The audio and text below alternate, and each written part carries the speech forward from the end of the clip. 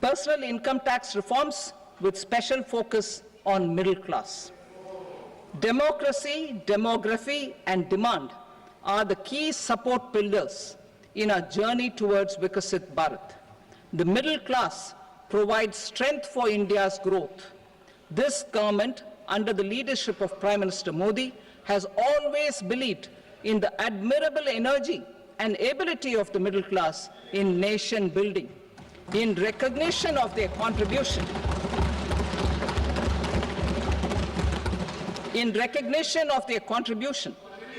we have periodically reduced their tax burden. Right after 2014, the nil tax slab was raised to 2.5 lakhs of rupees, which was further raised to 5 lakh rupees in 2019 and to 7 lakh rupees in 2023. This is reflective of our government's trust on the middle class taxpayers. I am now happy to announce that there will be no income tax payable up to income of 12 lakh rupees.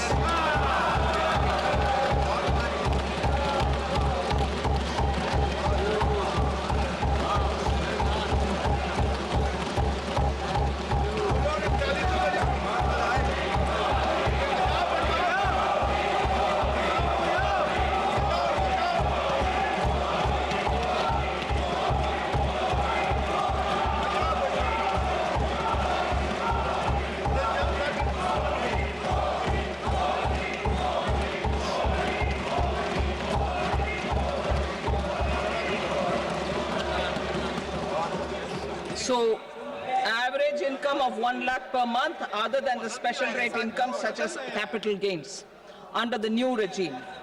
This limit will be 12.75 lakh for salaried taxpayers due to the standard deduction of 75,000.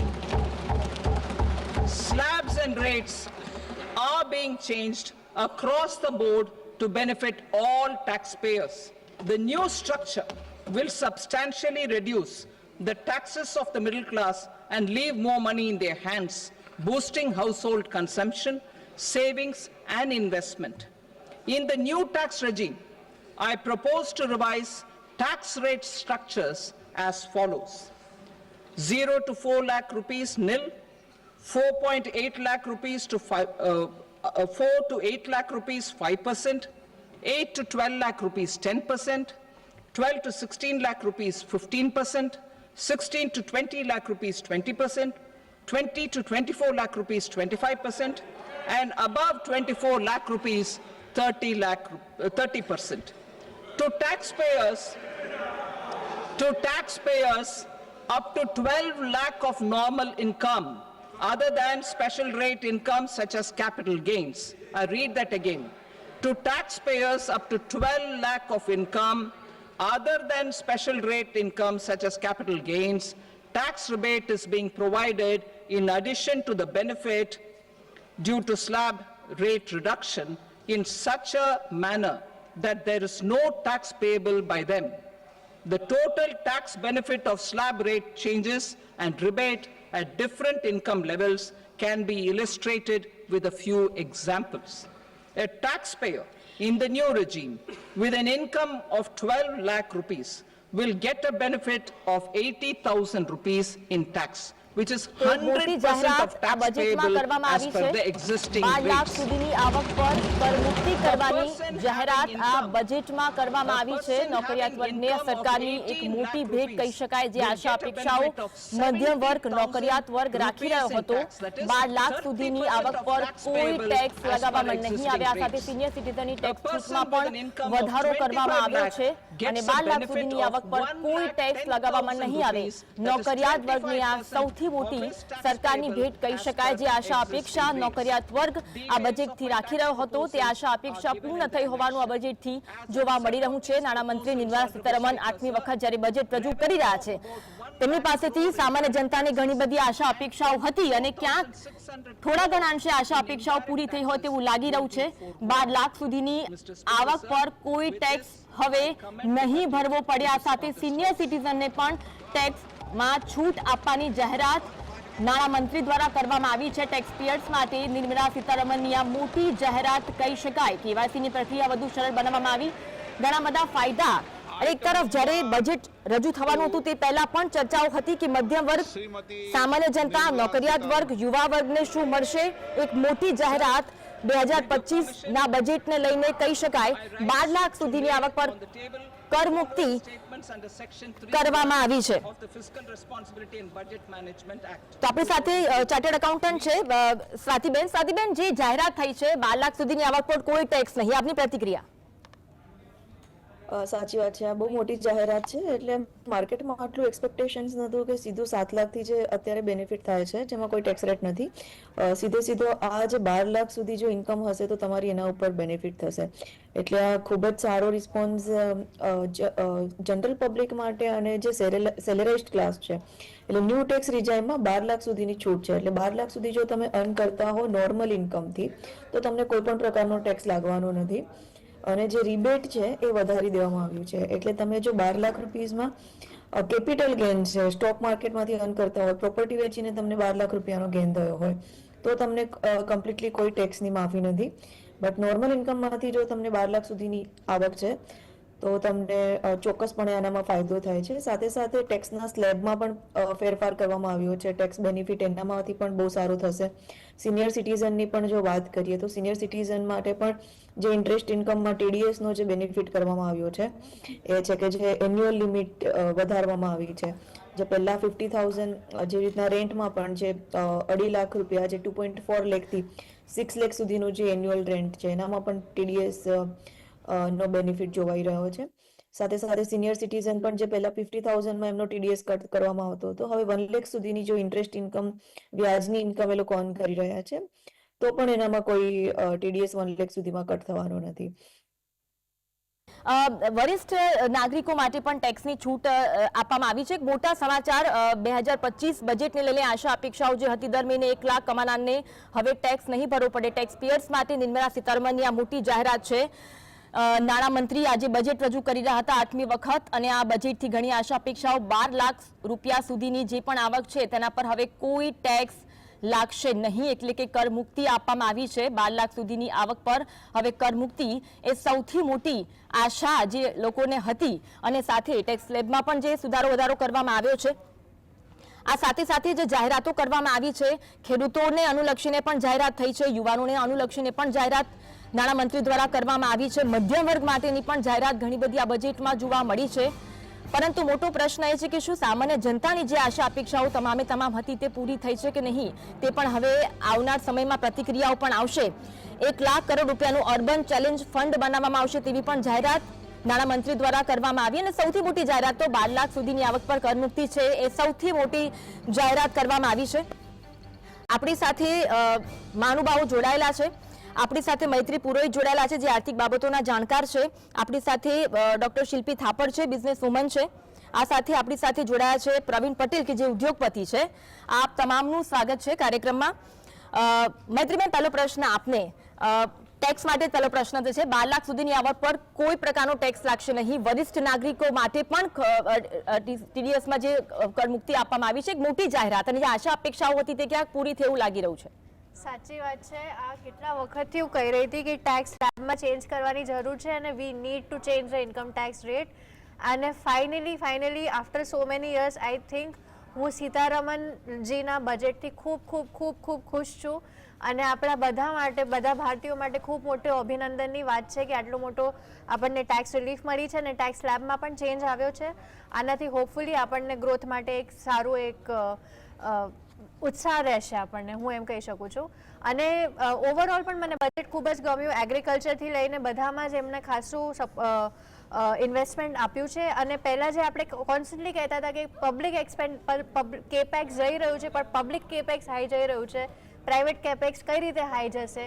ગવર્મેન્ટે આખો plan આપી દીધો છે, blueprint આપી દીધો છે private કેપેક્સને ઉપર કરવા માટે, ઇન્વેસ્ટમેન્ટને ઉપર કરવા માટે. હવે આપણે લોકોએ તક લેવાની જરૂર છે, આંત્રપ્રેનર્સે તક લેવાની જરૂર છે કે આપણે ઇન્વેસ્ટમેન્ટ કરીએ અને આ ઇકોનોમીનો જે ગ્રોથ છે અત્યારે 6% અરાઉન્ડ એને આપણે ઉપર લઈ જઈએ. ઓકે. પ્રવીણભાઈ, લક્ષ્મી કૃપાની વાત હતી અને મધ્યમ વર્ગ માટે લક્ષ્મી કૃપા વરસી હોય તેવું લાગી રહ્યું છે. કેવું લાગ્યું બજેટ આપને?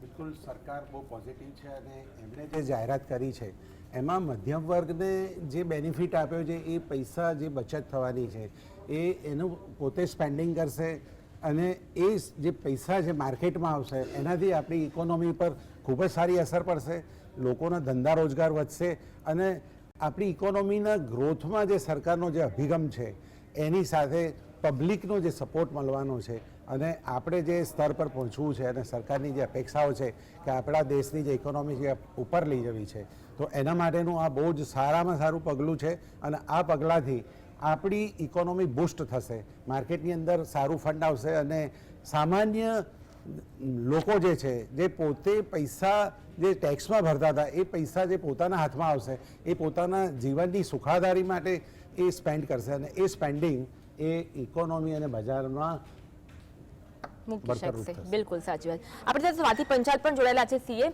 સ્વાતિબેન, એવું કહેવાય આપકી બાર 12 લાખ કે પાર જે જાહેરાત થઈ છે અને આખું બજેટ જેવું જે પ્રસ્તુત કરવામાં આવ્યું, કેવું લાગ્યું આપને budget?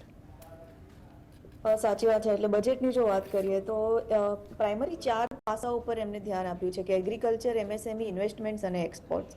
As of doing business વધારેમાં વધારે માર્કેટમાં એફડીઆઈ કઈ રીતના આવે, બહારથી ફોરેન ફંડિંગ આપણે કેટલું વધારે ફેચ કરી શકીએ, એ આ બજેટ ઉપર ફોકસ કરવામાં આવ્યું છે. 12 લાખની જે લિમિટ છે એ તો ખરેખર બધાને ખુશ કરી દે એવું છે. 12 લાખની જે લિમિટ જે વધારાઈ છે તે ખૂબ જ આવકાર્ય છે, કારણ કે આજે જે જનરલ પબ્લિકમાં જોવા જાઓ તો આપણે જે ઇન્ફ્લેશન જે છે એટલે મોંઘવારી જે રીતના વધી રહી છે એમાં ખાસો બધો ભાગ ટેક્સનો થઈ જતો હોય છે. એની સામે આપણે ડેવલપ કન્ટ્રીમાં જોઈએ તો ઘણી કન્ટ્રીઝમાં ટેક્સ ઓછો છે, એટલે લોકો પણ માઇગ્રેટ થઈ રહ્યા છે ઇન્ડિયાથી કે ભાઈ ઇન્ડિયાની અંદર 12 લાખ 15 લાખની સેલેરી કમાવી એના કરતાં બીજા કોઈ કન્ટ્રીમાં જઈને વિધાઉટ ટેક્સ જીવવું વધારે સારું છે. એટલે આ 12 લાખ રૂપિયાનો જે ફાયદો કરી આપ્યો છે સરકારે એ ખૂબ જ સરસ છે. સાથે સાથે એગ્રીકલ્ચરમાં પણ એમને જે રીતના આવકાર્યું છે કે migration is an option not an necessity, એટલે જે રૂરલમાંથી માઇગ્રેટ થઈને લોકો સિટી સાઇડ આવે છે તો એની માટે પણ ખાસા બધા પ્રાવધાન છે. ફંડિંગનો ફ્લો ચાલુ રહે માર્કેટમાં એના માટે કિસાન ક્રેડિટ કાર્ડની જે સ્કીમ્સ છે કે જે 7.7 કરોડ ફાર્મર્સ છે, ડેરી ફાર્મર્સ છે, એ લોકો માટે જે ઇન્ટરેસ્ટ સબમિશન કહેવાય કે જે ઇન્ટરેસ્ટ એમને આપવું પડે અને સાથે ગવર્મેન્ટ એનામાં રિબેટ આપતી હોય છે, એ પણ પહેલા 3 લાખ સુધીની લોન પર મળતું હતું, હવે તે 5 લાખ રૂપીસની લોન સુધી મળવાનું છે. એટલે વધારેમાં વધારે ક્રેડિટ એક જનરલ ખેડૂત સુધી પહોંચશે એ ક્રેડિટ, અને એ ક્રેડિટ એની જોડે આવશે તો મેન્યુફેક્ચરિંગ સેક્ટર જે પર્ટિક્યુલરલી એના લાઈફસ્ટાઈલમાં અને ફાર્મિંગ સેક્ટરમાં પણ ખાસો એવો સુધારો થશે. સાથે સાથે એમએસએમઈ સેક્ટરની વાત કરીએ તો જેટલું પણ એક્સપોર્ટ થાય છે નિકાસ, એમાં 45% એમએસએમઈનો રોલ હોય છે. તો એમએસએમઈ માટે પણ જે ક્રેડિટ ગેરંટી સ્કીમ્સ છે એમાં ખાસો બધો ફાયદો કરી નાખ્યો છે. સાથે સાથે સ્ટાર્ટઅપની જો વાત કરીએ તો 10 CR ટુ હવે 20 CR થી પણ વધારે ફંડિંગની જાહેરાત કરવામાં આવી છે અને જે 27 જેટલા 27 જેટલા ફોકસ્ડ પર્ટિક્યુલરલી સેક્ટર માટે આ જે ક્રેડિટની લિમિટ્સ છે પણ વધારવામાં આવી છે.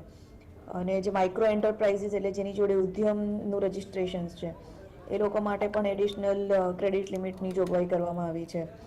અને જે રીતના મેં આગળ વાત કરી કે વધારેમાં વધારે એફડીઆઈ ફોરેન ફંડ ઇન્ડિયામાં ઇન્વેસ્ટમેન્ટ્સ કરે, ત્યારે હવે જે 2047માં આપણે જે વિકસિત ભારતનું સ્વપ્ન જોઈ રહ્યા છે એટલે અલ્ટરનેટિવ ઇન્વેસ્ટમેન્ટ ફંડ છે કે AIF છે, એના માટે પણ ખૂબ જ સરસ જોગવાઈ કરવામાં આવી છે. એન્ટરપ્રેન્યોરશિપ વધારેમાં વધારે યુવાનો નોકરી કરતા નહીં પણ નોકરી આપતા થાય આજનો યુવાન, તો જે ફર્સ્ટ ટાઈમ એન્ટરપ્રેન્યોર્સ છે એ લોકો માટે પણ લોનની સ્પેસિફિક જે પ્રાવધાન કરવામાં આવ્યું છે કે લોકો એન્ટરપ્રેન્યોરશિપમાં જોડાય, પોતાનું બિઝનેસ ચાલુ કરે, 10-15 લોકોને એ લોકો રોજગારી આપતા થાય. સાથે સાથે ટોયઝ સેક્ટરની જો વાત કરવામાં આવે તો અત્યાર સુધી આપણે એ જ જોઈએ છે કે મેડ ઇન ચાઇના કોઈ પણ ટોયઝ હોય તો, બટ હવે એ પર્ટિક્યુલરલી સેક્ટરને પણ ધ્યાનમાં રાખીને કે વધારેમાં વધારે ટોય ઇન્ડસ્ટ્રી છે, કારણ કે ટોય ઇન્ડસ્ટ્રીનું જે માર્કેટ છે એ પણ ખૂબ જ મોટું છે. અત્યાર સુધી આઈ થિંક આ પર્ટિક્યુલરલી સેક્ટર ઉપર કોઈ ફોકસ કરવામાં આવ્યું નહોતું. એટલે unique toys made in India અને મેડ ફોર વર્લ્ડ એના માટે ખૂબ જ સરસ પ્રાવધાન કરવામાં આવ્યું છે. હવે ઇન્વેસ્ટમેન્ટ્સમાં આપણે વાત કરીએ તો પીપલ અને ઇકોનોમીને કઈ રીતના કન્ટ્રીબ્યુશન થાય, સ્કિલ સેક્ટર ઉપર ખૂબ જ સરસ ભાર મૂકવામાં આવ્યો છે, કારણ કે આજના યુવા જેટલો વધારે સ્કિલ સેટ હશે એટલું જ યુવા વર્ગ આગળ આવશે અને ભારતનો પણ ગ્રોથ થશે.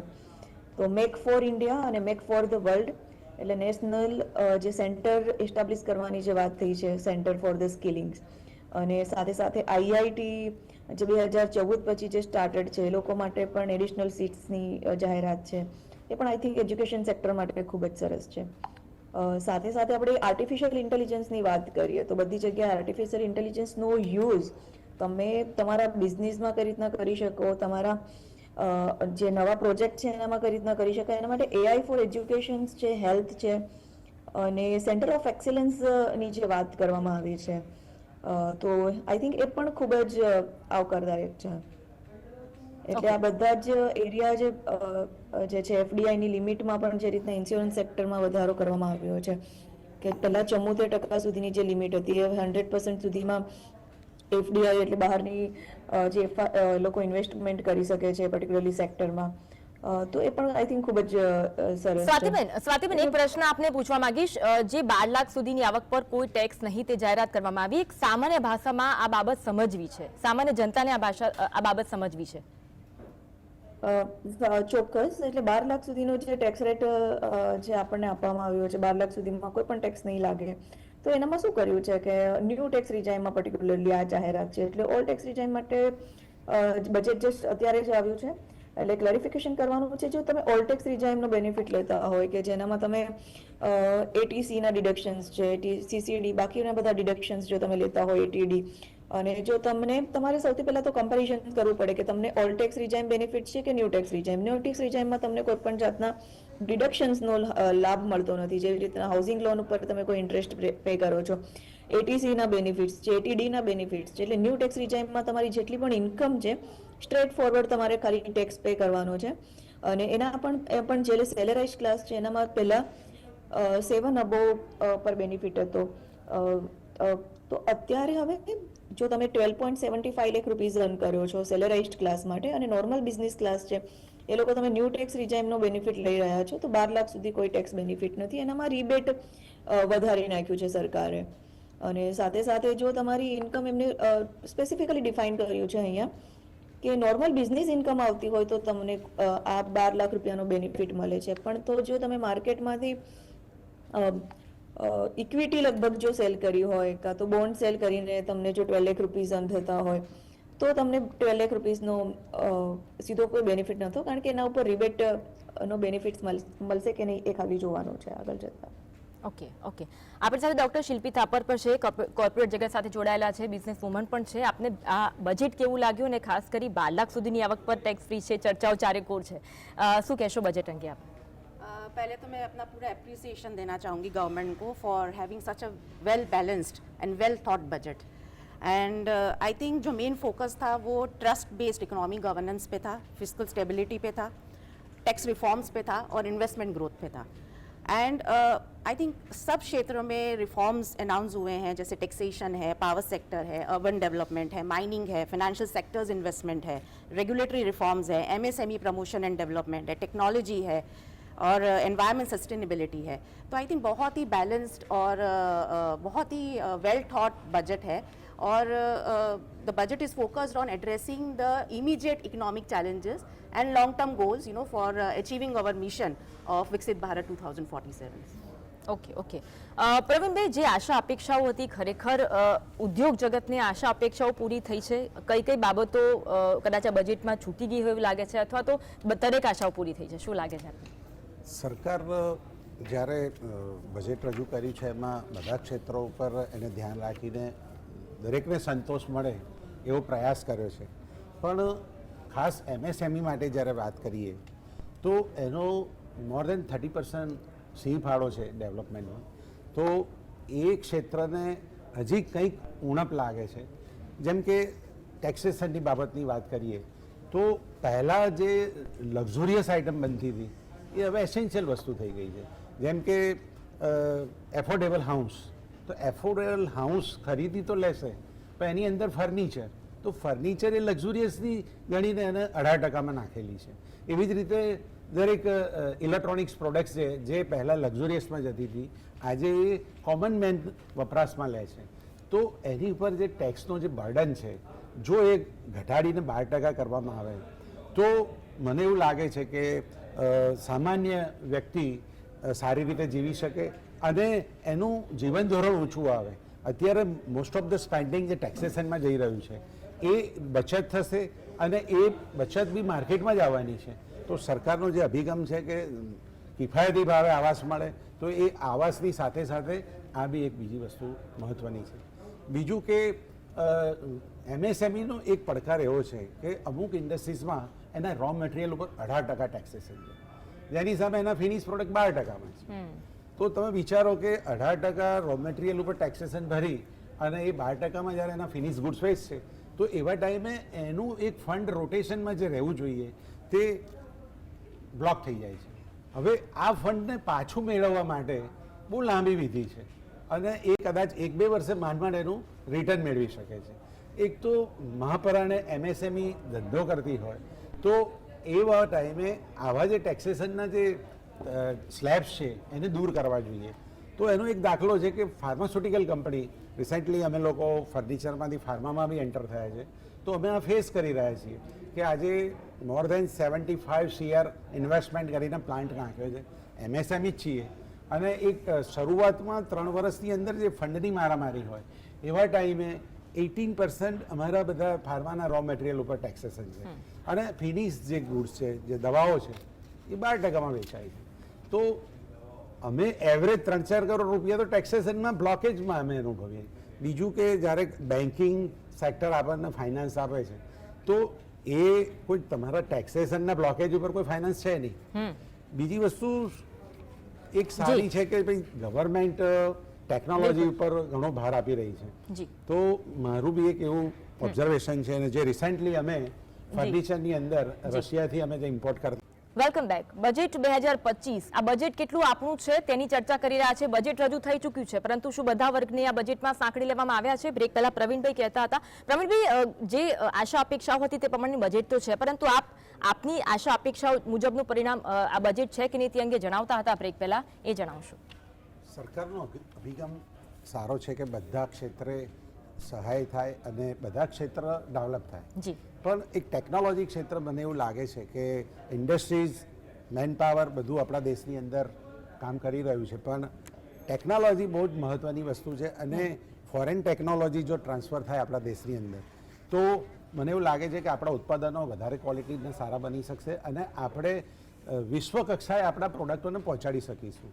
તો અમારા જેવી ઘણી એવી ઇન્ડસ્ટ્રીઝ છે કે જેને ટેકનોલોજી ટ્રાન્સફર પોતાના સ્વખર્ચે અન્ય દેશોમાંથી ટ્રાન્સફર કરી છે અને એ લોકોના સારા ઉત્પાદનોને આપણા દેશની અંદર બનાવવાનો પ્રયાસ કર્યો છે અને એ જે ઉત્પાદનો આપણે જે બનાવીએ છીએ અને એ આપણા સરાઉન્ડિંગ જે નિયરેસ્ટ કન્ટ્રીઝ છે એને આપણે પ્રોવાઈડ કરી શકીએ છીએ. તો રિસેન્ટલી રશિયા સાથે અમે જે કોલોબરેશન કર્યું અને ટેકનોલોજી ટ્રાન્સફર કરી, એમાં એના એક પેટન્ટેડ પ્રોડક્ટને અમે અમારે ત્યાં ડેવલપ કરી એમના સહયોગથી અને આપણા રિસોર્સિસ અને આપણા મેન પાવરને યુઝ કરી અને સાઉથ ઇસ્ટ એશિયા અને ગલ્ફ કન્ટ્રીને અમે કેટર કરીએ છીએ. આપણો દેશ બી એક બહુ મોટો ઉપભોક્તા દેશ છે અને ખૂબ મોટી ડિમાન્ડ છે. તો જે પહેલાં આપણે ઇમ્પોર્ટ કરવું પડતું હતું એની જગ્યાએ મેક ઇન ઇન્ડિયા બેઝ ઉપર આ પ્રોડક્ટ હવે અહીંયા અવેલેબલ છે. આ સિવાય ફાર્માસ્યુટિકલની જો વાત કરીએ તો આપણા દેશની અંદર સારો મેન પાવર છે, કારણ કે ફાર્માસ્યુટિકલની અંદર જે ક્વોલિફાઈડ સ્ટાફ જોઈએ તેવી ફાર્મસી કોલેજો ઘણી છે અને એ સિવાય જે મશીનરીઝ છે એ બી મેન્યુફેક્ચરિંગ ફાર્માસ્યુટિકલ ઇન્ડસ્ટ્રીઝના મશીનો બધા ઇન્ડિયામાં જ અવેલેબલ છે. પરંતુ જે પ્રોડક્ટ ડેવલપમેન્ટ છે એ પ્રોડક્ટ ડેવલપમેન્ટ એ બધા રિસર્ચ ફોરેનના છે. હવે આ પ્રોડક્ટ રિસર્ચ અને ડેવલપમેન્ટ છે એ વસ્તુ જો આપણે ત્યાં F&D અહીંયા સારી રીતે થાય અને આપણે એ પ્રોડક્ટોને અન્ય દેશોમાં મોકલી શકીએ તો આમાં બી સરકાર જો આ F&D અને R&D ઉપર વધારે ધ્યાન આપે ને કોઈ નવા પગલાં ભરે તો યુરોપિયન કન્ટ્રીઝની અંદર જે લોકો પોતે ઉત્પાદન કરે છે ખાસું એમને કોસ્ટ ઇફેક્ટિવ બનતું નથી, એટલે ભારત તરફ એમની નજર છે. બિલકુલ. અને ભારત એક સક્ષમ દેશ છે કે જ્યાંથી એ પોતે ઉત્પાદન કરી અને એને કેટર કરી શકે છે. તો સરકાર આ તરફ બી ધ્યાન આપે અને એટલે આ બજેટમાં કદાચ આ તરફે ધ્યાન અત્યારે આપ્યું ન હોય એવું આપને લાગી રહ્યું છે. બિલકુલ. ઓકે. આપણી સાથે સમીર ચૌધરી જોડાયા ચૂક્યા છે, સીએ છે, ઓનલાઈન જોડાયા છે. સમીરભાઈ, સ્વાગત છે આપનું. જે બજેટ રજૂ થયું છે, 12 લાખ સુધીની આવક પર કોઈ ટેક્સ નહીં, એ બાબત સરળ ભાષામાં સમજવી છે અને ઓલ ઓવર આપને બજેટ કેવું લાગ્યું છે તે પણ જાણવું છે. Budget thank you Avniben, thank you GSTV. તો જ્યારે બજેટ સ્ટાર્ટ થયું, નિર્મલાબેન આયા સંસદમાં બજેટ પ્રેઝન્ટ કરવા માટે, હોબાળો મચ્યો. છેલ્લે એમને એવું પણ કીધેલું ઓમ બિરલા સાહેબે કે અખિલેશભાઈ તમને ચાન્સ આપતું બોલવા માટે, તમે પ્લીઝ ચૂપ થઈ જાઓ. એટલે એવું હતું કે આજે આ બજેટ છે, ફર્સ્ટ ટાઈમ એવું થયું છે કે આ બજેટના પોસ્ટ માટે આટલું બધું થયું છે મુશ્કેલી. પણ પછી એમણે એક વસ્તુ કીધી કે અમે લોકો ઇન્કમ ટેક્સનું બિલ નેક્સ્ટ વીકમાં રિપ્રેઝન્ટ કરવાના છે, એનું બિલ આવશે પછી એક્ટ બનશે. તો બધાને એવું હતું કે આપણે ઇન્કમ ટેક્સમાં કોઈ અપડેટ નથી, કોઈ બેનિફિટ નથી. પણ છેલ્લે જ્યારે એમને કીધેલું વચ્ચે એ ઇન્કમ ટેક્સ સ્લેબ માટે હું છેલ્લે સરપ્રાઈઝ આપવાનું છું, અને સરપ્રાઈઝ લોકોને મળ્યો. અને આ વખતે એવું કહી શકાય છે આ જે બજેટ છે એ લોઅર ઇન્કમ ક્લાસ અને મિડલ ક્લાસ માટે છે, ખાસ કે સેલરીવાળા માટે બહુ સારું થઈ ગયું છે. બિકોઝ જે આપણે સ્લેબની વાત કરીએ, જે લોકો જે 12 લાખ રૂપિયા સુધી કોઈ ટેક્સ નથી, એમાં એક કેચ છે નાનું કે તમારે 12 લાખની ઉપર ઇન્કમ થોડી કે થશે તો સ્લેબ લાગી જશે. અને આમાં બીજો એવું પણ દેખાય છે કે હવે ગવર્મેન્ટ નિર્મલાબેન એવું વિચારે છે કે લોકો જૂની સ્કીમથી નવી સ્કીમમાં આવી જાય ઇન્કમ ટેક્સના. એમાં સ્લેબ એવી રીતના આપે છે 0 to 4 લાખ રૂપીસ કોઈ ટેક્સ નથી, 4 થી 8 લાખ 5%, 8 થી 10 લાખ 12 લાખ રૂપિયા. એટલે જેની ઇન્કમ 12 લાખ રૂપિયા સુધી હશે એને રિબેટનો બેનિફિટ મળશે, એટલે એનો ટેક્સ 0 થઈ જશે.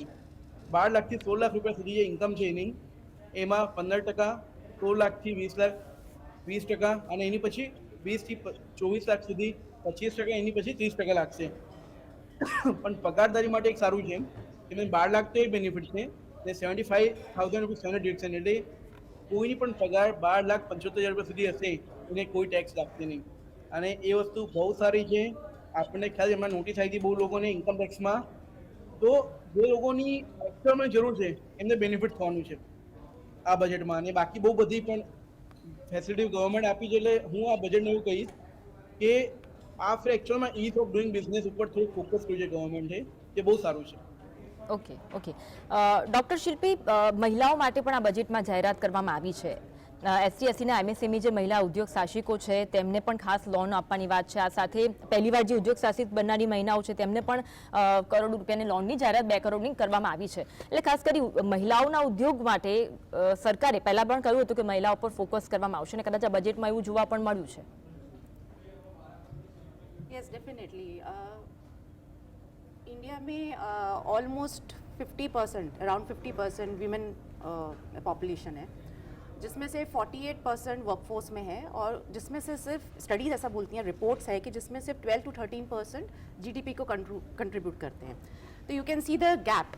सो अगर इंडिया को अपना मिशन, जो हमारा गोल है विकसित भारत, हमारे प्राइम मिनिस्टर जी का गोल है जो विकसित भारत 2047 की तरफ जाना है, तो विमेन सेंट्रिक होना पड़ेगा. You know, we need to take proper and robust measures you know for the development and for empowerment of women.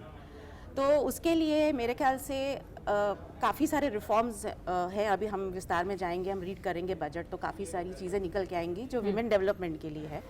But मेरे हिसाब से 6 एरियाज़ में विमेन एम्पावरमेंट की बहुत ज़रूरत है. Number 1, economical and financial empowerment. Number 2, women in technology, AI and digital economy. Digital literacy की बहुत ज़रूरत है विमेन को डेवलप करने के लिए. Number 3, women led manufacturing and green economy. MSMEs में विमेन का कोटाज होना चाहिए, 40% MSME should be led by the women. Proper different incentives होने चाहिए विमेन को प्रमोट करने के लिए. Number 4, women in leadership and governance. So ये बहुत इंपॉर्टेंट है, विमेन को एक अथॉरिटी लेवल पे ले जाना, एक लीडरशिप पोजीशन पे ले जाना जहाँ पे वो डिसीजन मेकिंग पावर पोजीशन पे हो. आई थिंक तभी एक इकॉनमी की प्रॉपर प्लानिंग हो सकती है जब विमेन का प्रॉपर रिप्रेजेंटेशन हो. बिकॉज जो प्रॉब्लम्स है वो विमेन ज़्यादा कैटर कर सकती हैं, जो नीड्स हैं उनकी. Number 5, smart cities and urban infrastructure for women. तो विमेन के हिसाब से जो सिटी अर्बन प्लानिंग होती है वो भी विमेन की नीड्स को लेके प्लान होनी चाहिए properly. And number 6 is most important is health, social security and digital literacy. So वो एक सेफ्टी एट वर्क प्लेसेस, आपकी सोशल सिक्योरिटी, आपकी health, I think nutrition support to women तो ऑलरेडी स्कीम्स अनाउंस की हैं government ने. And देखते हैं, डिटेल में जाएंगे तो काफ़ी सारे रिफॉर्म्स हैं. I am sure it has must be taken care of. Maitriji, જેમ પ્રવીણભાઈએ જણાવ્યું કે ચલો ટેક્સ 12 લાખ સુધીની આવક પર ટેક્સ મુક્તિની જાહેરાત કરી, પરંતુ ઉદ્યોગ જગતની વાત કરીએ ત્યાં આગળ ફંડની મારામારી હોય છે અને ફંડની મારામારી પર ટેક્સ, એમણે જે વાતો કરી કે કદાચ આમાં ટેક્સ ઘટાડવો જોઈએ, આ બાબતમાં ટેક્સ ઘટાડવો જોઈએ, એ માટે તમારું શું કહેવું છે?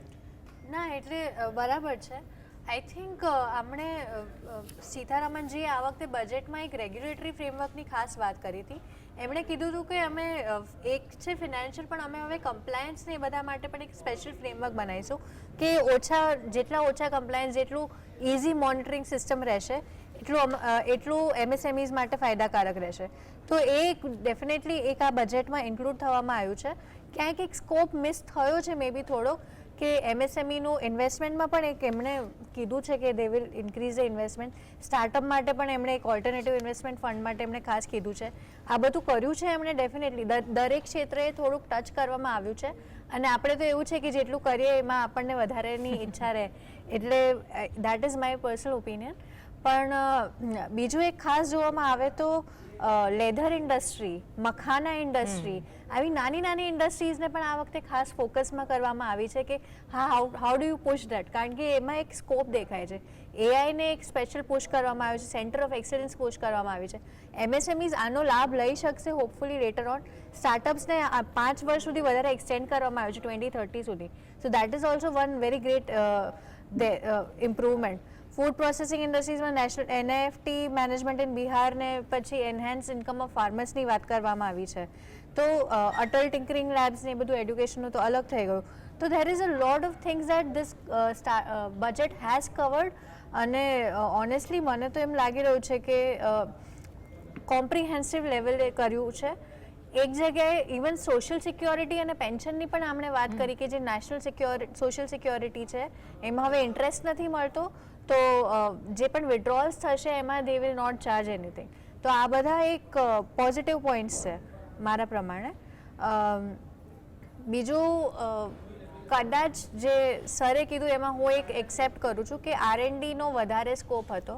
આપણે એને વધારે ટચ કરી શકવાનો એક પોસિબિલિટી હતી, કારણ કે આ વખતે સ્પેશિયલ ઇકોનોમિક ઝોન્સની કદાચ એટલી વાત નથી થઈ. પ્રીવિયસ બજેટમાં થઈ હોય એટલે એનું જ અલોકેશન કદાચ ફોરવર્ડ થશે. એને એનેક્સસ જોવા પડશે આપણે, એના પરથી થોડોક વધારે ખ્યાલ આવશે.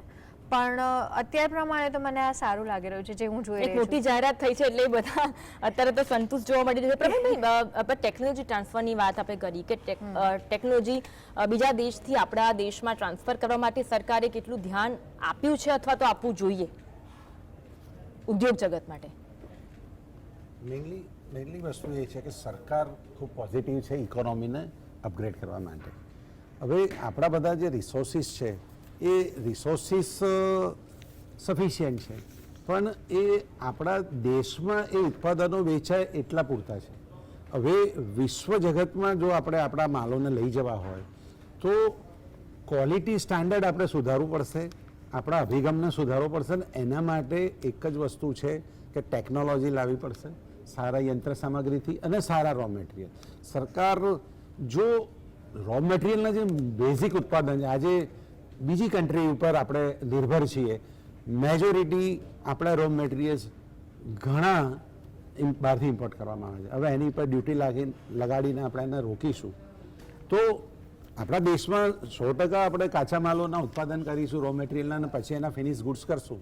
પરંતુ આપણા જે રો મટીરિયલ છે એ ઓછા કિંમતે કેવી રીતે ઉત્પાદિત થાય એના માટેની ટેકનોલોજી અને પ્રોસેસ જો બહારથી આપણે એને આયાત કરીને આપણે જો કામ કરીશું તો એના ઉપર બેઝિકલી આપણા રો મટીરિયલ જેટલા સસ્તા બનશે એટલા આપણા ઉત્પાદનો સસ્તા બનશે. સરકારનો અભિગમ સારો છે કે MSME માટે એમણે ઘણું કર્યું છે, પણ વધારાની વાત એ છે કે નાના નાના જે પ્રશ્નો છે એની પર બી જો સરકાર ધ્યાન આપશે તો આપણા ઉત્પાદનો વિશ્વ કક્ષાએ કોમ્પિટેબલ થશે. અને આજે વિચારો કે પ્રધાનમંત્રી નરેન્દ્રભાઈએ અલગ અલગ કન્ટ્રી સાથે મુક્ત વેપારના જે સંધિઓ કરી છે એમાં મુક્ત વેપારનો બેનિફિટ નાની કન્ટ્રીઓ આપણા દેશમાં આવીને વેચી જાય છે. ખરેખર એવું થવું જોઈએ કે આજે ધારો કે થાઈલેન્ડ છે, મલેશિયા છે, એવી જે નાની નાની કન્ટ્રીઓ સાથે આપણે જે મુક્ત વેપાર કર્યો છે, તો એમને સીમાઓને ખોલી કાઢી છે. 0 ટેક્સ ઉપર એમના માલો આપણા દેશમાં આવે છે.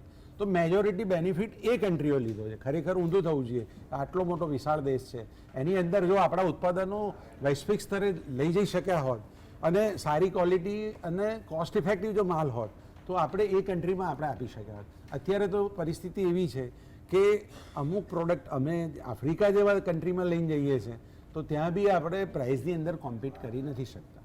તો સરકારે આની ઉપર બી થોડું ધ્યાન આપી અને એમાં બી કંઈક મદદરૂપ થવું જોઈએ. આમાં મારે એક થોડુંક એડ કરવું છે. જી. હું ગઈકાલે ઇકોનોમિક સર્વે જે બહાર પડ્યો હતો એમાં એક બહુ મસ્ત ગ્રાફ હતો કે export ratio of all the countries, એમાં ચાઇનાને જે 10 વર્ષ પહેલાની વાત હતી ને અત્યારની વાત હતી, આખું પિક્ચર બદલાઈ ગયું છે. Everything is controlled by China currently in terms of exports, બરાબર. અને આપણે ઇન્ડિયાને છે ને ચાઇના+1 એમ કરીને પુશ કરતા રહીએ છીએ, અને એમાં પણ વિયેતનામ, થાઈલેન્ડ, ઇન્ડોનેશિયા એ બધા આપણા કરતાં આગળ વધી જાય છે. આ એક વસ્તુ છે જેમાં આપણે નીતિ આયોગે પણ પોતે રિપોર્ટ બહાર પાડીને કીધું હતું કે ધીસ ઇઝ સમથિંગ જેમાં ઇન્ડિયાએ જેન્યુઅનલી સ્કોપ છે, પુશ કરી શકે છે, અને આપણે પાછા વળી રહ્યા છીએ. તો it is not just customs, આમાં ક્વોલિટી ને બધું હજારો આસ્પેક્ટ્સ આવે. એ ગવર્મેન્ટે એક સપોર્ટ કર્યો છે, હવે પ્રાઇવેટવાળાનો પણ, પ્રાઇવેટ સેક્ટરે આને આગળ લઈ જવું પડશે. એક ડેફિનેટલી વસ્તુ છે. અને બીજું આપણે કદાચ બલ્ક ડ્રગ્સ પર ફોકસ એક રહી ગયું હતું. સીતારામનજીએ કીધું છે કે exemption from basic customs duty for 36 life saving drugs. I think આ ખૂબ જ વેલકમ ન્યૂઝ છે આપણા બધા માટે. એટલે આઈ થિંક કવર કરવાનું રહી ગયું હતું લાસ્ટ ટાઈમ. ઓકે, એટલે નાની નાની બાબતોને અને મોટી બાબતો બધી બાબતો આવરી લીધી છે એવું બજેટ અત્યારે તો લાગી રહ્યું છે. આપણી સાથે સમીરભાઈ જોડાયેલા છે. સમીરભાઈ, જેમ પ્રવીણભાઈએ પણ જણાવ્યું કે ચલો આટલી મોટી ટેક્સ મુક્તિની તો જાહેરાત કરી, પરંતુ બિઝનેસ જગતમાં ક્યાંક ક્યાંક વધારે ટેક્સની છૂટ આપવામાં આવે તેવી આશા અપેક્ષા હતી.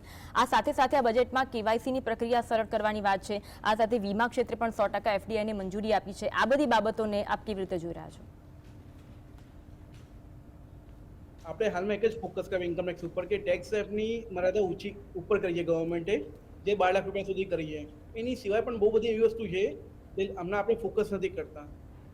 ખાસ કરીને સિનિયર સિટીઝન, જેના વાત થઈ કે ભાઈ એમાં જે સ્કીમ હતી એનપીએસ વાત્સલ્ય ડિડક્શન સ્કીમ, એને 80CCDમાં ઇન્ક્લુડ કરવામાં આવી છે. બાકી ગવર્મેન્ટે એવું કીધું એની સિવાય પણ કે જે ટીડીએસ ઓન રેન્ટ છે એ લોકો માટે બહુ લિમિટ હતી કે 2.2 લાખ સુધી લિમિટ હોય તમારે, એટલે 2.4 લાખ રૂપિયા સુધી ટીડીએસ કાપવું પડે. એ પણ 10% હતા બિલ્ડિંગ ઉપર.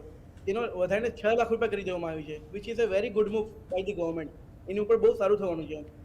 નોર્થન રેન્ટનું એક્ઝામ્પશન હતું, જે 2 પ્રોપર્ટી હતા 0 કરવાનું છે, પહેલાં 1 ઉપર હતું એને 2માં વધારી દેવામાં આવ્યું છે. ખાસ કરીને ગવર્મેન્ટે એવું કીધું નિર્મલા સીતારામનજીએ કે અપડેટેડ રિટર્ન જેની લિમિટ પર 2 વર્ષની હતી, એમાં 90 લાખ લોકો એનો બેનિફિટ જોઈએ 1 વર્ષમાં, તો એને બધા 4 વર્ષ કરવામાં આવ્યું છે. તો આપણે જોઈએ છીએ કે આપણે એના બહુ લોકો એવા હોય છે જે રિટર્ન સમયથી ફાઇલ નથી કરી શકતા. તો એ વખતે આ વસ્તુ બહુ કામની છે, બહુ મહત્વની છે, અને વસ્તુ કામ લાગવાની છે લોકોને. અને જે ટીડીએસ રેટની થ્રેશોલ્ડની લિમિટ લોકો હજી સિમ્પ્લિફાઈ કરવાની વાત ચાલે છે. શું કરશે વી કેનોટ ટેલ રાઇટ નાઉ, પણ એનું બેનિફિટ થવાનું છે લોકોને. સેમ આઈએફસીમાં પણ લિમિટ વધારે 2030 સુધી કરી નાખી છે. તો ક્યાંક એવું કહેવામાં આવે છે, this ટાઈમ એવું દેખાવામાં આવે છે કે ગવર્મેન્ટની ઇન્ટેન્ટ છે એ પોઝિટિવ છે લોકો માટે. અને જે બાકીના સેક્ટરમાં હતું, જે આપણે વિચારીએ કે આપણે બધામાં બજેટ ગવર્મેન્ટ સારું ફાળવતી હતી, એમાં થોડું ઓછું થયું છે. It can be army and everything, it can be, પણ બાકી તો બહુ સારું કહેવાય. આ બજેટને હું એવું કહીશ કે જે ખાસ કરીને આ કહેવાય ને કે નાના વર્ગ અને મધ્યમ વર્ગ માટેનું ટેક્સ માટેનું એટલીસ્ટ આ પોઈન્ટ છે, અને લોકોને બહુ કામ લાગશે ભવિષ્યમાં. ઓકે, હવે તમામ મહાનુભાવોને હું એ પ્રતિક્રિયા માંગીશ કે શોર્ટમાં બજેટ કેવું લાગ્યું અને 10માંથી તમે કેટલા માર્ક્સ આપશો? ડોક્ટર શિલ્પી, પહેલા તમે. I think I'll give 8. Okay, overall budget વિશે પણ થોડું કહી દેશો, કેવું લાગ્યું? So it's a progressive budget, and it focus on trust-based economic governance. So for fiscal stability, for I'm sure the women empowerment steps must have been taken in that. So it's overall a very thoughtful and very planned budget. It seems like that. Okay. Maitri. હા, એટલે I think compare to the last budgets હું પણ 7.5 to 8. એગ્રીકલ્ચરથી લઈને એમએસએમઈથી લઈને investment બધું જ cover કરવામાં આવ્યું છે અને જેન્યુઅનલી પેઇન પોઈન્ટ સમજવામાં આવ્યા છે અને કોઈક રીતે એડ્રેસ કરવામાં આવ્યા છે. એટલે એ રીતે મને એવું લાગે છે કે it's a very good try and definitely ગવર્મેન્ટે જે એમને લાસ્ટ ઇલેક્શન રિઝલ્ટ છે એને બહુ સિરિયસલી લીધા છે એવું લાગી રહ્યું છે. ઓકે પ્રવીણજી. મને બી એવું લાગે છે કે સરકારે બધા ક્ષેત્રોને મહત્ત્વ બી આપ્યું છે અને એમના માટે કંઈક કર્યું છે. વ્યક્તિગત જે ટેક્સેશનમાં એમણે જે ચેન્જ લાવ્યા છે એ બહુ મોટું અને ભારે પગલું છે અને આવકારીએ છે કે એમણે આખા દેશનો ટેક્સપેયર વર્ગ છે એ સૌથી મોટો વર્ગ છે એ સેલરી બેઝ છે અને એ મધ્યમ વર્ગ જે છે એના માટે એને બહુ સરાહનીય પગલું ભર્યું છે. આ સિવાય સરકારે એવો બી પ્રયત્ન કર્યો છે કે તમામ ક્ષેત્રની અંદર કંઈક ને કંઈક એમણે આપ્યું છે. તો એ મારી દ્રષ્ટિએ આવકારદાયક છે અને મને એવું લાગે છે કે દેશ માટે આ ઉચ્ચ કક્ષાનું બજેટ ગણી શકાય અને મારી દ્રષ્ટિએ 8% જે છે. બાકી સરકાર બધાને તો કેટલો ન્યાય આપી શકશે. બિલકુલ સાચી વાત છે. સમીરજી તમારે. આપણે પોઈન્ટની વાત કરીએ છેલ્લે કરીએ પણ વસ્તુ કહેવાય ને કે દિલ માંગે મોર બધા માટે એ જ છે. હા એક વસ્તુ કહીશ, આજે 2025નું કેન્દ્રીય બજેટ આવ્યું છે વિકાસ કેન્દ્રિત છે, જેમાં એમએસએમઈ, ટેક્સ સરળતા, ડિજિટલ પરિવર્તન ખાસ કરીને એઆઈ ઉપર, ઇન્ફ્રાસ્ટ્રક્ચર વિકાસ અને વિદેશી રોકાણ પર ભાર મૂકવામાં આવ્યો છે. ઉદ્યોગો અને સ્ટાર્ટઅપ્સ માટે બહુ લાભદાયી છે. ટેક્સદાતાઓ માટે રાહત મળ્યું છે અને ઉદ્યોગોને પ્રોત્સાહન આપતું આ બજેટ છે. પણ ખાસ કરીને હજી મોંઘવારી નિયંત્રણ, કૃષિ સહાય અને મધ્યમ વર્ગ માટે વધારાની રાહત પણ થઈ શકત. પણ એ કહેવાય ને એક્સપેક્ટેશન બધાની વધારે હોય છે. હું આ બજેટને 8.5 આપીશ અને લાસ્ટ ટાઈમ કરતાં બહુ સારું બજેટ છે. થમ્સઅપ છે મારા તરફથી. Okay thank you so much. તમે બધા જોડાયા. આગળ પણ મહાનુભાવ સાથે ચર્ચા કરીશું. તો ઓવરઓલ બજેટ પર આજે મેરેથોન ચર્ચા રહેશે અને આગળ પણ પડપડની અપડેટ આપતા રહીશું. સહયોગી ધ્વનિ જોડાશે. મને રજા આપશો. નમસ્કાર.